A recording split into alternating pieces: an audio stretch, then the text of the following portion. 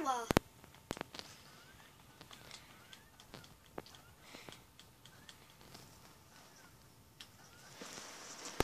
Näin me opitaan GTA. Tänään opetellaan GTA.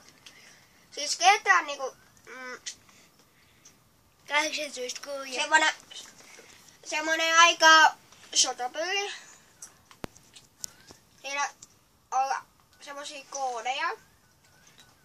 Ja siitä voi estää autolla ja pyssyllä. Niin siinä voi ajaa autolla. Päällä ihmisen. No, ei siinä oo mitään kiinnostavaa. Tällä vaikka headshotti, niin kuolee heti. Ja sitten tulee poliisit tosta ruudusta näkee ja siitä tulee ne jo sininen.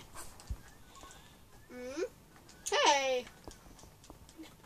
Ja se on tosi... Ja tällä ei padastaa auto, pitää vaan painaa kolmiota, niin padastaa. Ja sitä pitää painaa 4, jos haluaa vaihtaa auton sisällä aseen. Ja poliisi ei pääse yleensä sillä tavalla karkuun, että Menee niitä piiloon. niin, ja jos menee vuorilla tänne päin. Se oli topi. Ja tää auto rajahtaa, jos tää menee väärinpäin. Eli ei kannata mennä väärinpäin autolla. Tehdään uusi. Joo.